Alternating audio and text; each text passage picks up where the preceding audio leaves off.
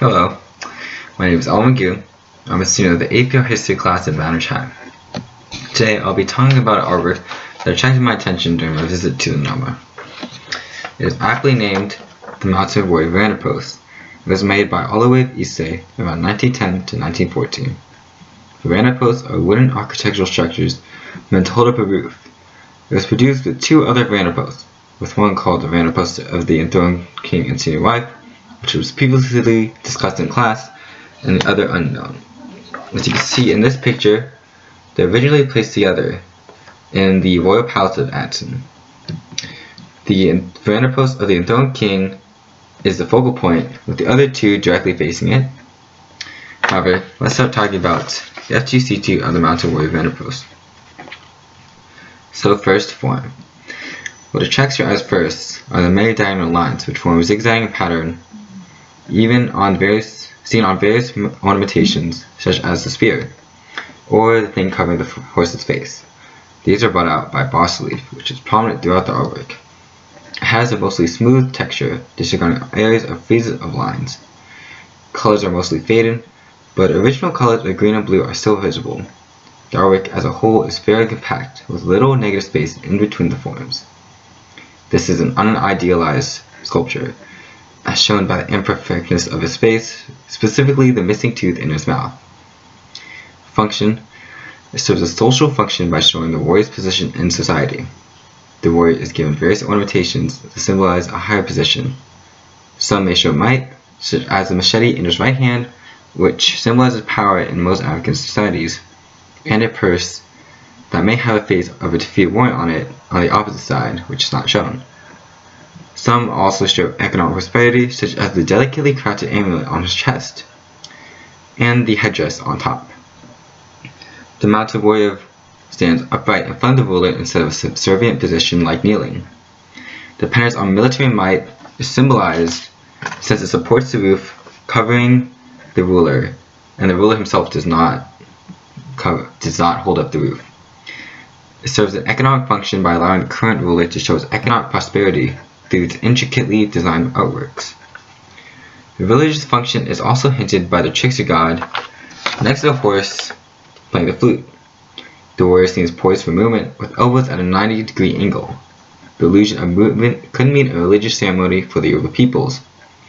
The amulet itself may have religious significance, but it's all speculative. The content: it is a prominent warrior mounted on a horse. Nothing else you can say about that. For context: it is crafted by a man named Oliver Issei, who was a renowned artist of his time. He was commissioned to make many crafts, usually architectural sculptures, for the royal palace. He was known for his use of interconnected space and exaggeration, which would be the fine attention to detail. Now for artistic decisions. Wood was a sacred material used as a vessel for ancestral and spiritual forces, which is a common theme in African art. This veranda post and its sister veranda post serve to connect the ancestors to give the right of rule to the senior king. The finely detailed bas relief on the warrior's accessories makes them more valuable and delicate looking, giving the warrior an elevated position in society. The Yoruba people consists of 21% of Nigerian people and is a pretty hierarchical society with the king ruling over the people. However, the idea that the king gets his power from the people is shown. This is shown as the warrior supports the roof. Oluwe was a master of composition. He had what in Yoruba people calls ojuona, O-J-U-O-N-A. It is or design of consciousness. This term refers to artist's sensitivity to form and to the relationship of form to the subject. In Oluwe's artistry, surface ornamentation complements formal properties, which is why he puts so much value on the fine detail on ornamentations. He puts intricate details without diverting the attention from the subject himself, as you can see. For intent, the fine details display all the way of Issei's talents and gives him popularity as well as being commissioned by the ruler himself. A social function of displaying the warrior on a more equal status in society shows the balance of power within the Yoruba people's community. Magician and change. This will be directly compared to the Veranda post of the enthroned king and senior wife. They share the same materials, wood and pigment, same type of structure, Veranda post, and made by the same craftsmen, all the way to Ise, and from the same culture, Yoruba peoples. They share similar features such as downcast eyes and upright figures. Both feature the trickster god playing a flute. Both trickster gods are much smaller than the Nohimas displayed. For change, the Veranda post has a much fewer diagonal lines and is much more smooth as a result. One shows a warrior while the other displays royal figures. The warrior is seated on a horse while the king is on a throne. Now the why and how. The warrior and royal figures were commissioned together, which explains the same material, structure, and craftsmen. Its function of showing the social relation is shown through the various changes and similarities. They both have figures upright, which show respect towards each other, while the difference of elaborateness between the headdresses show difference in status. You can see that the ruler's headdress has much more features, such as a banana-shaped top. The trickster gods are similar since they typically show favor. So in the case of the kings, the trickster god shows favor to rule, while for the mounted warrior, the trickster god gives favor in battle. To analyze the influence of Olowe artistic techniques, Olowe of Ise's innovative techniques, which embrace classical forms and dynamic composition of carrying illusion of movement, were admired throughout the world.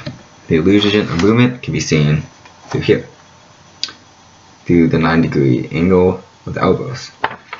He influenced many other artists by becoming responsible of his own workshop that apprenticed many young artists. He himself was trained in a workshop, but whoever trained him is unknown. However, European general disinterest in artists, African ownership at that time was to scarce identification of other artworks other than Olowe, since Olowe was just so good, and yeah. And since the European collectors usually commission artwork from him also. Now for complete identification, there's the mounted warrior Veranda post made by Olowe of Ise from the Yoruba culture, made from 1910 to 1914 and made from wood and pigment. Now for response, I get a sense of fear from this artwork, which comes from bulging eyes that are slightly far-eyed. What it looks like as if the warrior can see everything around him. He also has a big, wide, aristocratic nose and a grinning mouth, which convey fearlessness, and his fearlessness may induce fear in other peoples. Now for variable context. So, if it was not produced with the other sister Veranda post, the mounted warrior will lose its social function and become just a representational figure of a warrior, which is not very useful. If the audience, now for change in audience, if the audience were the warriors, it would be a reminder of their subservience to the king, as he is the center of the third Veranda post. If the audience was the king, it would be a reminder of his dependence on his warriors, to treat them with respect. And of course, when the audience is a common folk like us, it reminds us that both classes of people contribute greatly to society and are above us. And yeah, that's all I have for the mounted warrior Veranda post, and thanks for watching. The end.